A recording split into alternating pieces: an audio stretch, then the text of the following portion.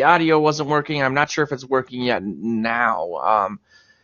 Can someone let me know if you can hear me now? Is what I just typed. I'm hoping that I fixed it. I'm having all sorts of tech issues this last week, so it's been fun. I'm assuming Tang will show up. He's our biggest fan and my new best friend. And if he can't hear me, I will know what the problem is. But in the meantime, this is Purple Update Live. I am your host, Joe Johnson. Purple Update Live is brought to you by sponsors. I will let you know in a second if people... you can hear me. Awesome. Okay. Sorry. I basically had to take my computer apart and fix it this last week. That's why the show's been off for the last couple weeks. And I've done that, and apparently it reset some of the settings in regards to audio. So I'm glad that you can hear me. I also did a speed test, so we should be at least okay in regards to that. There is some lag because I'm streaming across multiple social media channels, and so the video might lag from time to time, especially if you're fast forwarding or going back, but we should be good to go from here on out. Purple Update Live is brought to you by McDonald's Liquor and Wine, a liquor store that's been around for over 70 years. Comus in South, and Grey Duck Vodka, Chad Greenway's Vodka, get the duck out, vodka, yum. And so I was actually going off on a rant, and there's a couple things I wanted to talk about today. The Packers game, where that leaves the Vikings, the MVP conversation and how it's over, and also the question as to, assuming the Vikings make the Super Bowl, which team I would rather face or which team I would rather avoid in the Patriots or the Ravens. That's kind of a hard question for me to answer. They both terrify me for different reasons. As we've seen at peak levels for this Vikings defense when they're playing well, historically well in 2017, at least in terms of third downs. The kryptonite for them has always been a running quarterback. And when you have a guy playing at the level of Lamar Jackson, it's just super, super scary to think about having to face him. That having been said, we've also seen that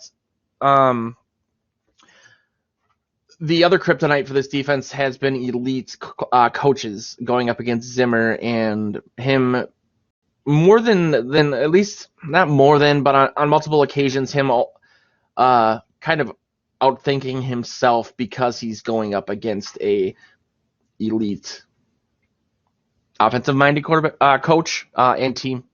Offensive-minded coach. For the most part, that's what we've seen. 2017, the NFC Championship game, we had that with Doug Peterson and the Eagles, rather. We saw it with Sean McVay last year. We've seen it even recently with Andy Reid, allowing a backup quarterback to yet again best to this Vikings defense. And so that scares me because I don't think Zimmer would have any answers for what Belichick is doing. Zimmer has also shown an inability to adjust to in-game adjustments, in my opinion. And so I don't know if the second half of the Saints game broke his brain and he felt like he had to do some sort of next-level, fourth-dimensional defense against the Eagles, who also had a backup quarterback, of course. But as I've said before, thank you, John, and thank you guys for telling me that, and thank you for coming back. Again, I apologize for the technical issues. Recently, my fan of my computer broke on my desktop, and then I tried to go do the show on my laptop, and that just didn't work at all, and I don't know why, because it's brand new, but it sucks. And then I don't want to really go for my phone because it's got a much better camera than even the one I just bought to upgrade this, and I'm a hideous, hideous monster. But point being, yeah, I don't know. I would really love to hear from you guys what team you would rather face or which one you would rather avoid between the Ravens and the Patriots. That is just scary to me. I would say, though, that I think they'd have the best chance against the Patriots, obviously, because the Ravens right now are on fire. The Patriots offense is struggling, but they are the Patriots. They will get it together when the playoffs come together. They might even bring Antonio Brown back because they have no souls. So we'll see. But yeah, I want to know. Sean's still the managing editor of Vikings territory, Tang. The question is, what happened to everyone else on the Vikings territory crew, Sean, etc.? Sean is still part of the team. He's been getting some new certification, IT certification, and going to school and dealing with that, so he hasn't been around as much. But yeah, he's still very much part of the team. Without getting too much into it, I started Purple PTSD in 2015, and then I bought Vikings territory in 2016. When I did that, some of those guys left because there were changes from it being a hobby to it being a job. With that came more money, but there's a lot of loyalty that comes and camaraderie that comes from doing this with the writing team. And I don't necessarily, and I'm not bashing the previous owners, but I was under the impression that everyone was in on the fact that I was buying it, and they didn't know until it happened. And I think it rubbed a lot of them the wrong way. But at the same time, I think a lot of people there were like, especially because it's really hard to monetize websites. They were saying, we're not getting paid a lot for this. I don't know who this guy is. I was kind of thinking of bailing anyway, so this will be my opportunity to bail. That having been said, I love the team that I have, and I love the guys that I used to work with too. It's just hard. I mean, it's a job that is something that is passion based. My background's in website monetization, and so that's what I'm trying to do, is bring full-time money to a more than full-time job for a lot of these people, myself included. And so that's the story there. But yeah, I mean, Teng said we should avoid the 49ers. I agree. I mean, what they did to the Packers, and you guys know I haven't been that high on the Packers anyway. I felt like that was a good opportunity for people outside of Minnesota to see that the Packers aren't an upper echelon NFC team. They've lost 2 of their last 3. I'll get into that in a second, but I want to get back to the Ravens and the Patriots. Yeah, I don't know. I mean, I've always been afraid as a Vikings fan for the Vikings to, like, for example, everyone was like, man, and this is kind of a weird take, but in 2009, people were saying a lot of stuff like, if not for that 12th man on the field, we could have had a Longwell field goal and we would have made the Super Bowl. I really don't think that we would have won that Super Bowl, because I don't think Favre would have been able to play. I think he would have tried, but he would have been there's no amount of cortisone or ibuprofen, since he doesn't take any narcotics, that would have been able to fix what they did to him. And that was lost on a lot of people. I think we also lost, what's-his-face, the corner from Texas, Cedric something. I'll think of it. He was hurt, and they were going up against Peyton Manning. But yeah, I've always worried that we would lose a 5th Super Bowl and that it would be awful. I don't know how I would handle losing a Super Bowl. I don't even know how I would handle watching a Vikings Super Bowl. I don't know if I could. I couldn't even watch the final drive of the Broncos game. I was in my front yard looking through the window, like smoking 4 cigarettes at once. But no, I mean, we really, back to the website thing, I appreciate everything that you guys do. Tang, you've been in every episode of this. It means a lot to me, because again, this is something that we really believe in, and I've worked with a lot of the guys that I've worked with, like Joe Oberly on my podcast for a long time, and we're all really good friends, and we really try to just do the right thing and do things the right way, and not do clickbaity stuff, and really do like stuff out in the community and giveaways and stuff. So it means a lot to us. We're really, really trying to turn this into something. So I guess that's the best way for me to plug our Patreon. I feel kind of gross doing that. I always was kind of against it. But I also don't want to put the site behind a paywall like a lot of people are doing. So if you guys want to contribute to our Patreon, it's Patreon/purplePTSD, or you can just click on the information under this video after. It's not there now. It will be if you rewatch it, though, or in the article that will come from this. But I got into an interesting argument last night in regards to the MVP situation. And yeah, okay, so Tang says the Patriots are looking mortal with Brady getting up there in old age. I think I feel like people have said that every season for the last few seasons, and they seem to bounce back. Now, I do, if I remember correctly, and I'm not a huge AFC guy, it seems like that conversation tended to happen earlier in the season than later in the season. But I think they are definitely hurting. I know that Brady really wants Brown back, and I don't know what is going on with his suspension. I know that he spoke with the NFL. I also know that he's been like trying to apologize to Robert Kraft, which I don't know how you apologize for what he said about him on Twitter in regards to him being arrested for a happy ending in a massage parlor. But I think the Patriots have shown that they're willing to eschew public perception or opinion in the sake of just winning. And I think they know that people in Boston will support them regardless, because Boston doesn't have the best reputation for that sort of thing. And so I would not be surprised if they picked up Antonio Brown. Actually, I would be sort of surprised if they didn't, or if they didn't somehow get Gronk to come out of retirement, even though I don't think he will, at least not this season. I love Realistic Randy, and I love the guys that Oh, I thought you said. I thought you were talking about Climbing the Pocket. I've worked with those guys a lot. We used to work with Purple FTW, and I'll just leave it at that. I wrote an article about why we don't work with him.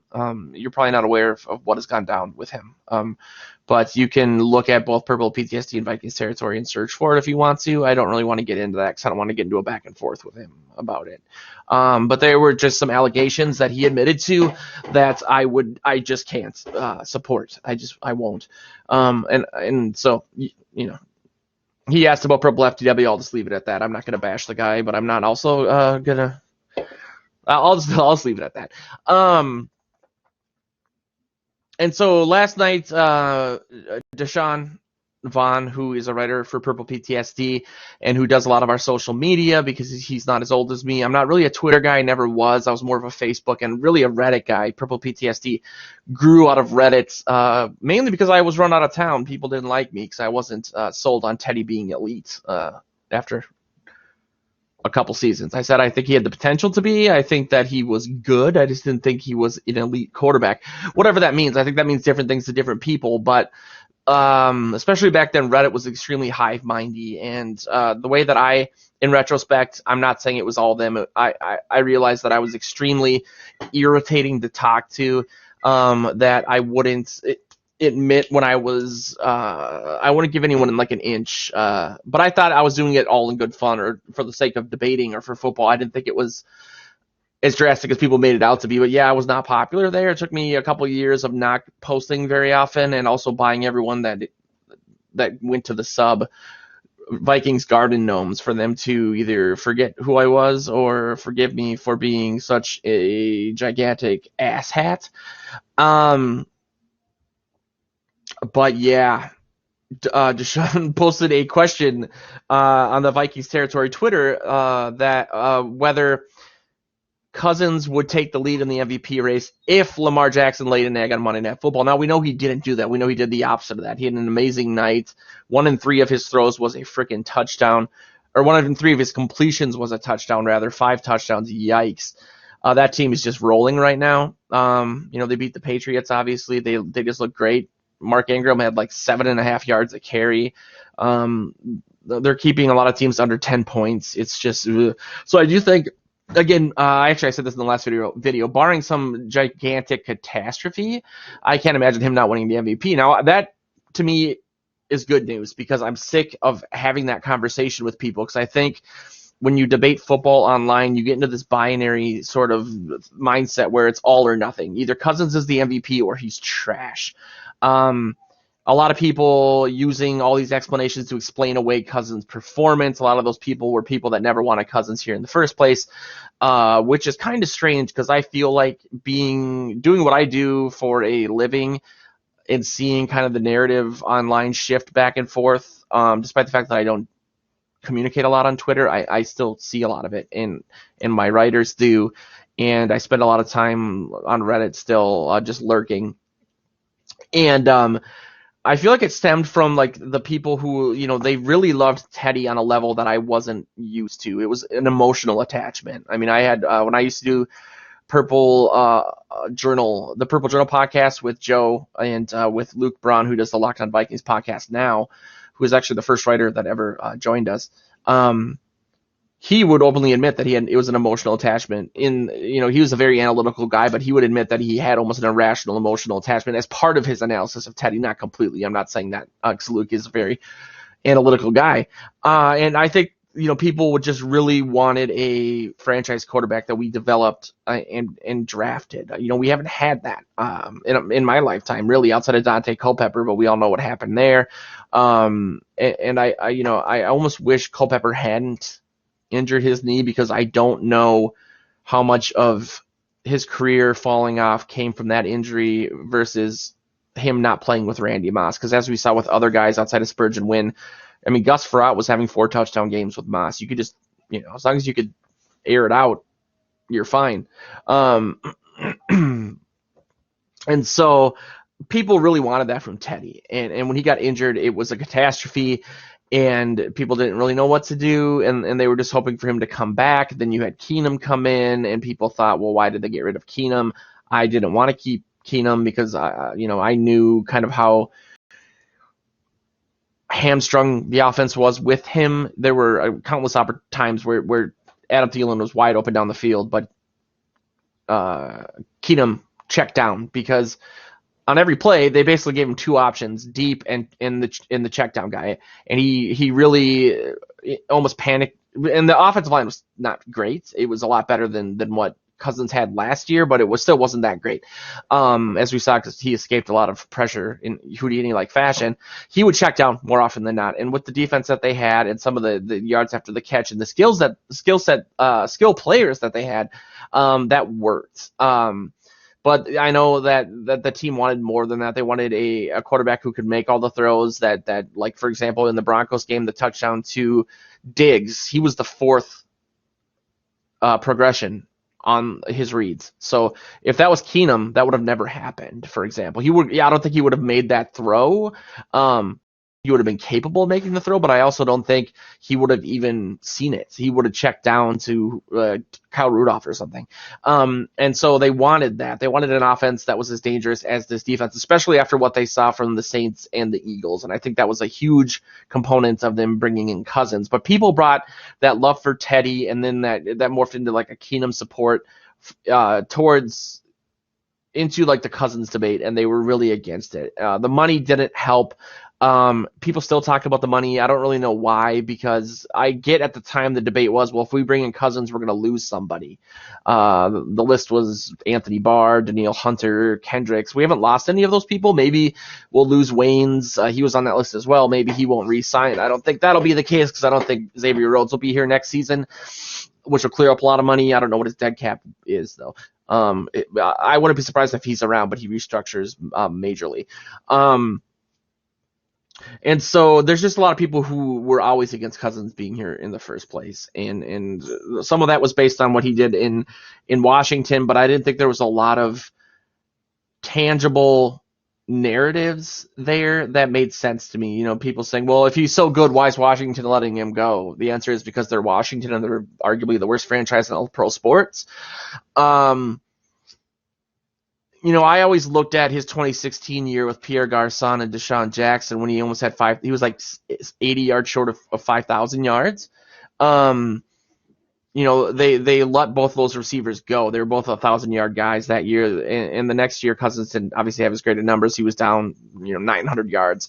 But to me, it seemed like, man, if you give this guy time and good players around him, he can really do something. And I think that a lot of the powers that be in the NFL saw that. That's why his price was what it was. I mean, you don't see a guy of that caliber, just regardless of what you think of him, hitting the free agency market. And again, that's what people used against him to say, why would we get him if he's so good? Why are they letting him go? But I really felt like in the right situation, he could really do something. I was a fan of his at Michigan State too. I'm a big Big Ten guy. You can see my Big Ten basketball right there from Hardee's back in right after Penn State joined to make him the Big 11. But last year, I think people forgot that he started out really, really great here. Him and Thielen had a connection. Thielen was breaking records. The defense wasn't playing well because Zimmer was still stuck in 2017 NFC Championship mode, and he was trying to do this super special defense. And then he just kind of relaxed things, simplified them, and let the defense play. The defense came together. By that point, because they hadn't really invested in the interior of the offensive line, which they lost Easton and Berger over the offseason, things fell apart. Dalvin Cook got hurt. There was no run game to speak of. You had all that discord between DeFilippo and Zimmer.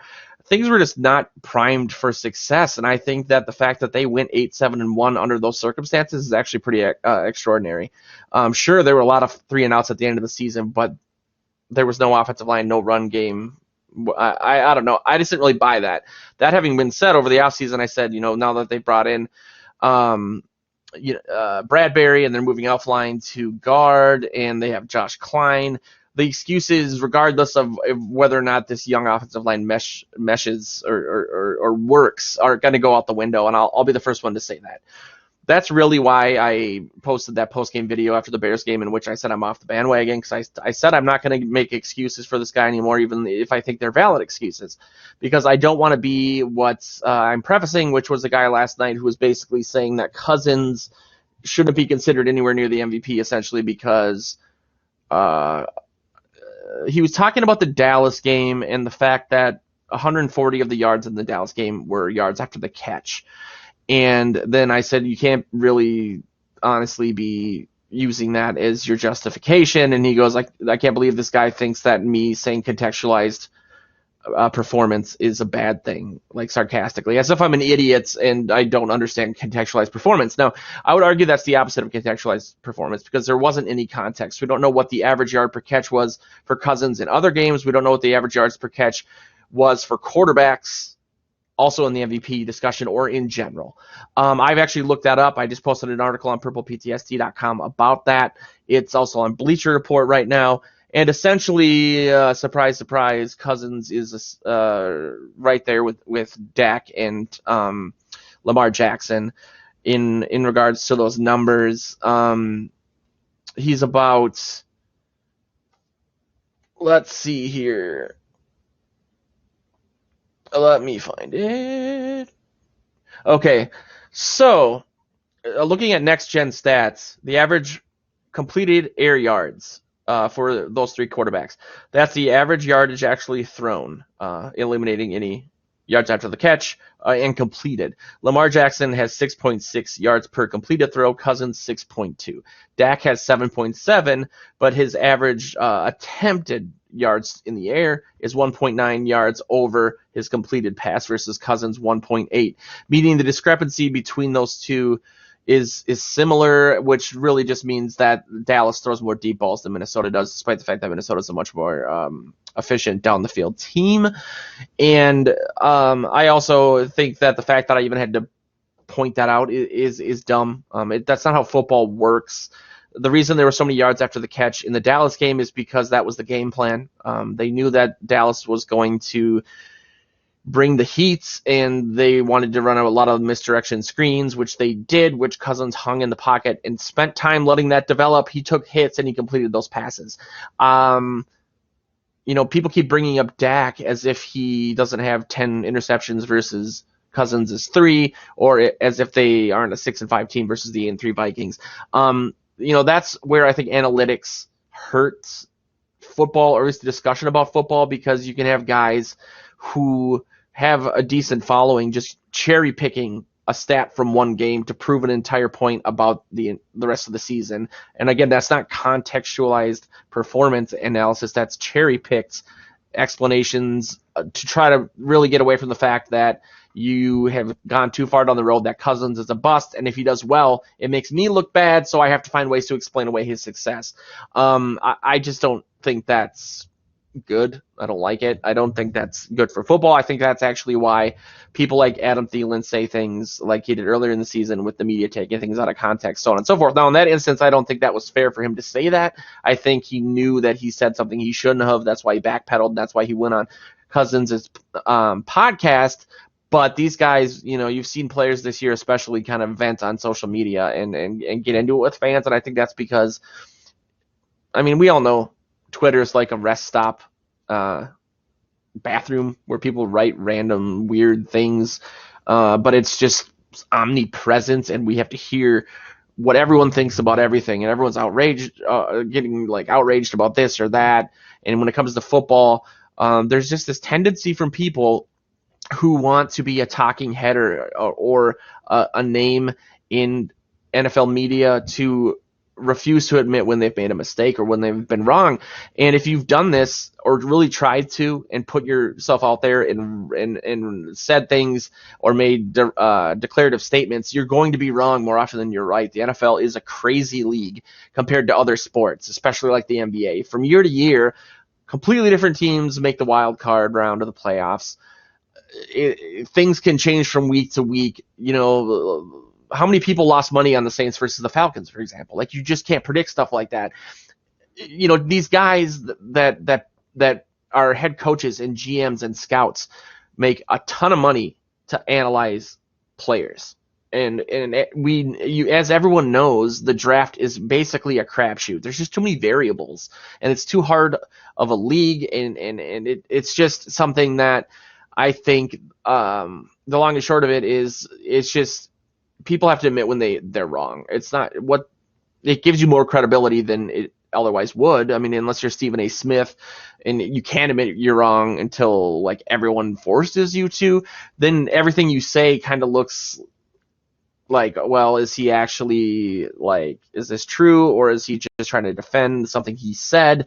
You're gonna, at least for me, get what I think at the time, and then also what has changed. But again, I'm just happy that the MVP part of the Cousins debate is over, because I think that he deserves a lot more credit than he's getting. As Stefon Diggs said last week, I think that, and now I'm going to go into patting myself on the back, which is kind of gross considering what I just said, but I think that he's showing that in a system with a decent offensive line at times, with the players around him and a good running game, he can be what I said he could be, which is an elite system guy. I never thought he would put the entire team on his shoulders and win, and I wouldn't say he's doing that now. He did. I do think the closest he's gotten to it was in the Broncos game, and I think that's incredibly encouraging as we look towards the Seattle game.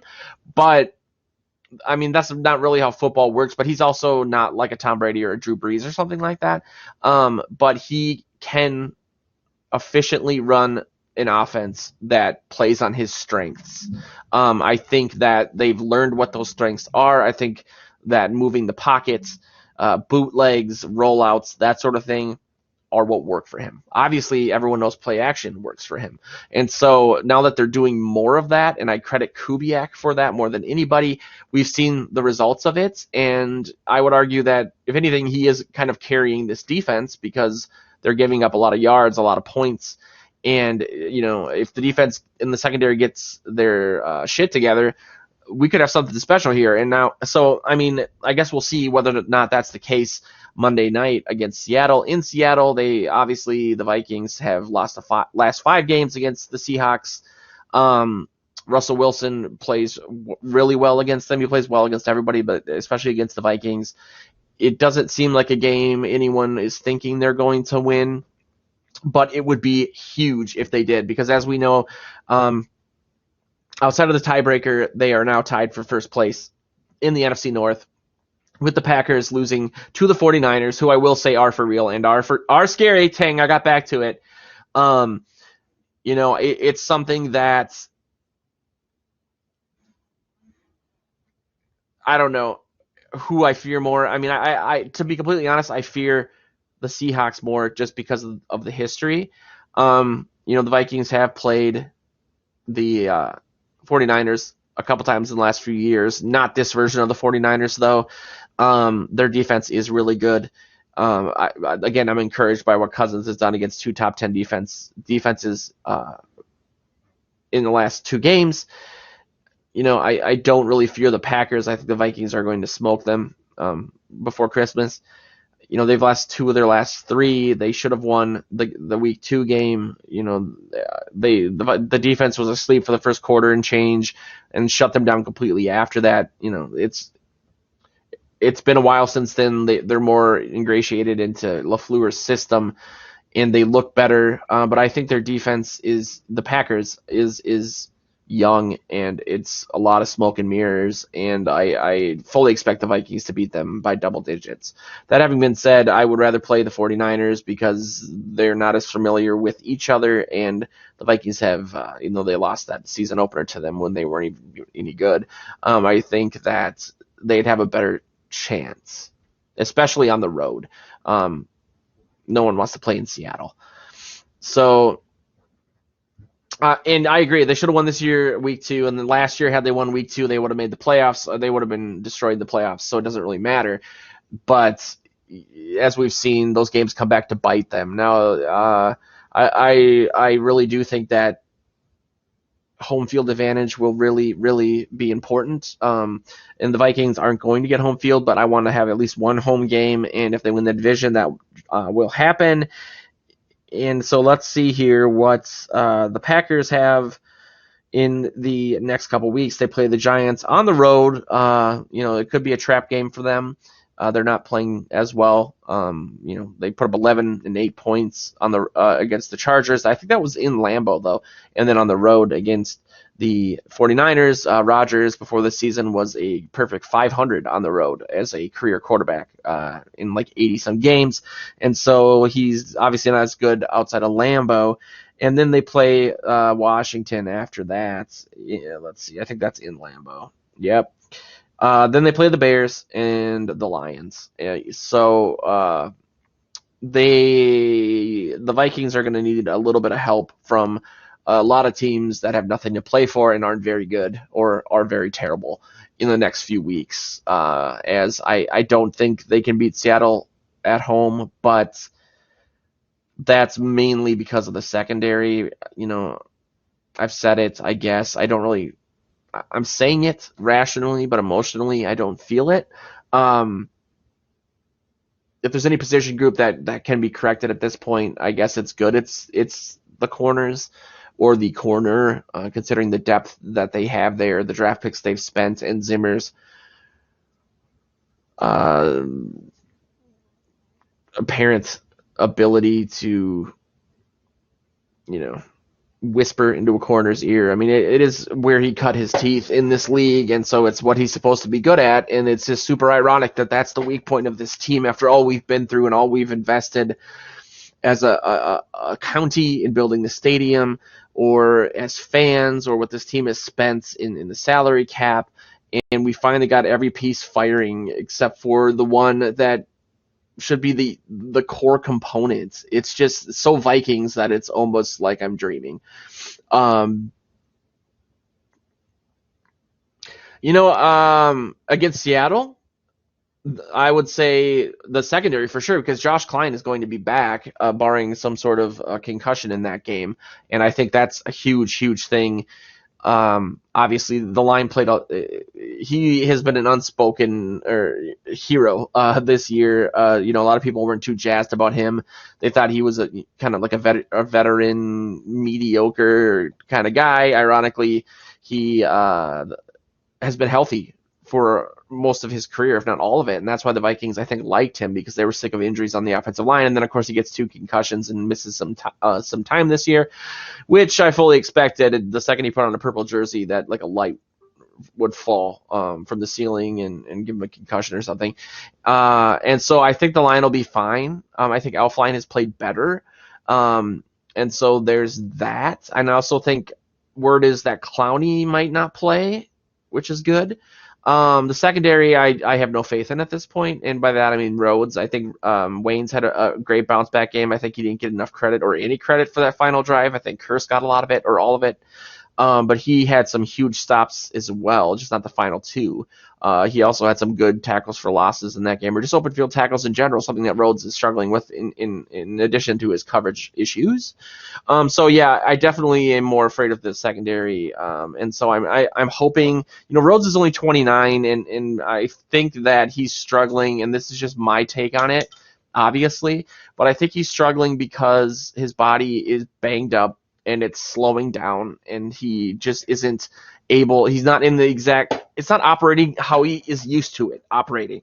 So he's just a split second when he's not getting burned, even on catches that he's almost in perfect position. He's just a hair behind what he's used to, and he doesn't really know how to compensate for that. And so I'm hoping that the combination of him having some time off, even though he came into the season banged up after the offseason, he looked gimpy from the first preseason game.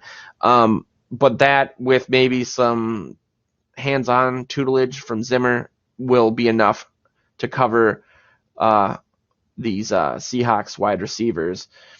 I do too. I mean, Tang says he wishes Elflein would return to his 2017 pre-surgery form.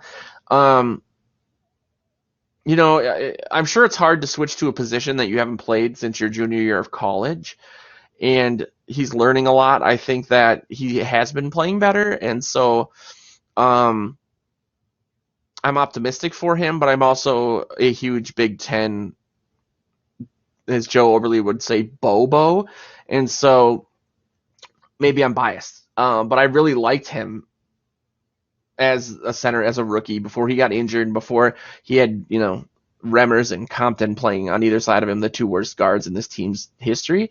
And so I'm hoping that the combination of more time away from that surgery and the more experience playing that position as a pro will coalesce into him playing decently. That's all I really want from him.